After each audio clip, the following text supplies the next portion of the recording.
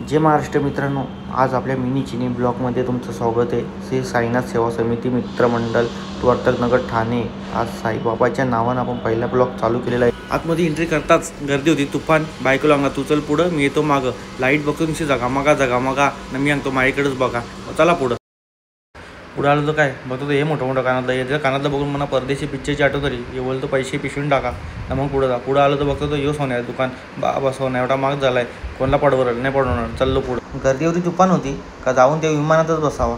बाबा इकडून जाऊ का तिकडून जाऊ काही समजतच नव्हतं मला।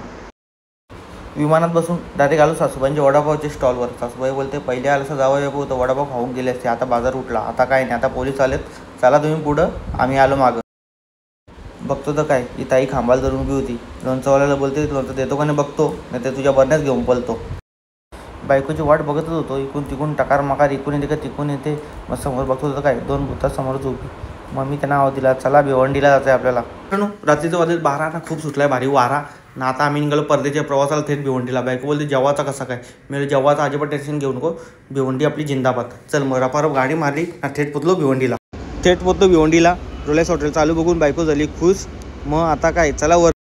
बाबा या रोलेस हॉटेलच्या पायऱ्या बघूनच मला ऐकली डोंगराचीच आठवण आली। यो बघतो या वरती यांना पक्का बिल करा। बायकोने आल्या मेनू कार्ड घेतला ना डोक्याला हात लावून बसली, काय मागू। सानवी तर आमची अशी पेंगत होती का जसा का समुद्रातला पेंगविनच। मग काय बोलते मागवा एक मसाला पापड आल्या अशी झुरटवली का अशी काही जनावरच सोडली चराला। चला तर मित्रांनो आपण जेवून खाऊन आता गड उतरतो आणि आपण भेटू पुढच्या ब्लॉगमध्ये। जर तुम्ही सपोर्ट केला तर चला, जय हिंद, जय महाराष्ट्र, जय श्रीराम।